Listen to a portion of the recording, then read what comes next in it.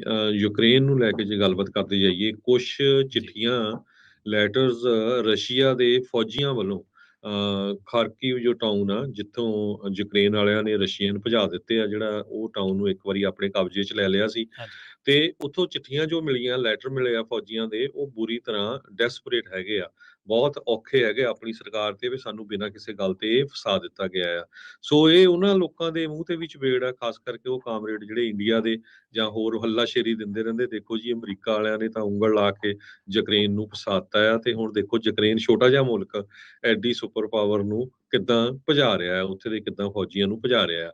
Russia ਵਾਲੇ ਹਮੇਸ਼ਾ ਹੀ ਜਦੋਂ ਕੋਈ ਕਾਮਰੇਡ ਹੁੰਦੇ ਆ, ਸਿੱਖਾਂ ਹਾਂਜੀ, ਦੀ ਗੱਲਬਾਤ ਹੁੰਦੀ ਆ, ਤੇ ਇੱਕਦਮ ਬਦਨਾਮੀ ਕਰਨੋਂ ਨਹੀਂ ਹਟਦੇ। ਤੇ ਹੁਣ ਯੂਕਰੇਨ ਦੇ ਵਿੱਚੋਂ ਉਹਨਾਂ ਨੂੰ ਮਾਸ ਗ੍ਰੇਵਸ ਮਿਲੀਆਂ। ਇੱਕ ਜਗ੍ਹਾ ਤੋਂ 440 ਦੇ ਕਰੀਬ ਬੋਡੀਜ਼ ਮਿਲੀਆਂ, ਜਿਨ੍ਹਾਂ ਨੂੰ ਪੂਰੀ ਤਰ੍ਹਾਂ ਰਸ਼ੀਆ ਦੇ ਫੌਜੀਆਂ ਨੇ ਟੌਰਚਰ ਕੀਤਾ, ਜੋ ਯੂਕਰੇਨ ਦੇ ਫੌਜੀ ਸੀ ਜਾਂ ਯੂਕਰੇਨ ਦੇ ਸਿਵਲੀਅਨ ਸੀ, ਤੇ ਉਹਨਾਂ ਨੂੰ ਟੌਰਚਰ ਕਰਕੇ ਗ੍ਰੇਵਸ ਦੇ ਵਿੱਚ ਦੱਬਿਆ ਗਿਆ। ਸੋ ਸਾਰੀਆਂ ਬੋਡੀਜ਼ ਉਹਨਾਂ ਨੇ ਕੱਢੀਆਂ ਹੈਗੀਆਂ, ਕੱਢ ਕੇ ਉਹਨਾਂ ਨੂੰ ਵੈਰੀਫਾਈ ਕਰਦੇ ਹੈਗੇ ਆ। ਜੀ, ਮਾਸ burial site Ukraine the city of ਇਜ਼ਯੂਮ ਕਰਕੇ ਆ, ਉੱਥੇ ਲੱਭਿਆ, ਜਿੱਥੇ 440 ਅਨਮਾਰਕਡ ਜਿਹੜੀਆਂ ਬੋਡੀਜ਼ ਆ ਉਹ ਰੱਖੀਆਂ ਗਈਆਂ ਸੀਗੀਆਂ। ਤੇ ਇਹ ਹੈ ਵੀ ਕਹਿੰਦੇ ਬੜੀ ਫਰੈਸ਼ ਹੈਗੀਆਂ। ਜੋ ਉਹਨਾਂ ਦੇ ਜਦੋਂ ਪੁੱਲ ਕੀਤਾ ਗਿਆ ਤਾਂ ਪਤਾ ਲੱਗਿਆ ਵੀ ਕਿਸ ਤਰ੍ਹਾਂ ਜਦੋਂ ਉਹ ਭੱਜ ਰਹੇ ਸੀ, ਫੌਜੀ ਰਸ਼ੀਆ ਦੇ ਉੱਥੋਂ, ਤੇ ਜੀ, ਭੱਜਣ ਤੋਂ ਪਹਿਲਾਂ ਉਹਨਾਂ ਨੇ ਲੋਕ ਜੋ ਮਾਰੇ ਹੋਏ ਸੀ ਉਹਨਾਂ ਨੂੰ ਉੱਥੇ ਦੱਬਿਆ ਹੈਗਾ ਆ।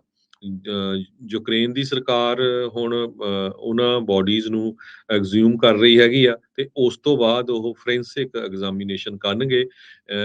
ਇਹ ਦੇਖਿਆ ਜਾਊਗਾ ਵੀ ਸੱਚਮੁੱਚ ਹੀ ਇੰਨਾ ਵੱਡਾ ਜਿਹੜਾ ਕਤਲ ਆ ਇਹ ਕੀਤਾ ਹੈਗਾ। ਇਹਦੇ ਸੰਬੰਧ ਦੇ ਵਿੱਚ ਯੂਕਰੇਨ ਦੇ ਪ੍ਰੈਜ਼ੀਡੈਂਟ ਨੇ ਇਹ ਕਿਹਾ ਵੀ ਰਸ਼ੀਆ ਇੱਕ ਮਰਡਰਰ ਕੰਟਰੀ ਹੈਗੀ ਆ, ਤੇ ਇਹ ਸਟੇਟ ਸਪਾਂਸਰ ਟੈਰਰਿਜ਼ਮ ਕਰ ਰਹੀ ਹੈਗੀ ਆ।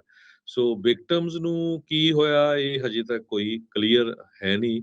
ਚੀਫ ਪੁਲਿਸ ਇਨਵੈਸਟੀਗੇਟਰ ਜੋ ਖਾਰਕਿਵ ਦੇ ਰੀਜਨ ਦੇ ਹੈਗੇ ਆ, ਸਰਹੀ ਬੋਲਵਿਨੋਵ, ਉਹਨਾਂ ਨੇ ਰਿਪੋਰਟਰਸ ਨੂੰ ਇਹ ਦੱਸਿਆ ਵੀ ਹੋ ਸਕਦਾ ਕੁਝ ਲੋਕ ਸ਼ੈਲਿੰਗ ਦੇ ਨਾਲ, 에ਅਰ ਸਟ੍ਰਾਈਕ ਨਾਲ ਵੀ ਮਾਰੇ ਗਏ ਹੋਣ, ਪਰ ਕੁਝ ਬੋਡੀਜ਼ ਤੋਂ ਇਹ ਪਤਾ ਲੱਗਿਆ ਆ ਵੀ ਉਹਨਾਂ ਦੀਆਂ ਬਾਹਾਂ ਬੰਨ੍ਹ ਕੇ ਉਹਨਾਂ ਨੂੰ ਉੱਥੇ ਮਾਰਿਆ ਗਿਆ, ਕੁੱਟਿਆ ਗਿਆ, ਤੇ ਉਹ ਤੋਂ ਬਾਅਦ ਦੱਬ ਦਿੱਤਾ ਗਿਆ। ਸੋ ਇਹ ਵਾਰ ਕ੍ਰਾਈਮ ਜਿਹੜਾ ਆ ਉਹ ਕਿਸ ਤਰ੍ਹਾਂ ਲਾਗੂ ਹੋ ਸਕਦਾ ਰਸ਼ੀਆ ਤੇ, ਸੋ ਇਹ ਪੂਰਾ ਹੁਣ ਡਾਟਾ ਇਕੱਠਾ ਕਰਨਗੇ।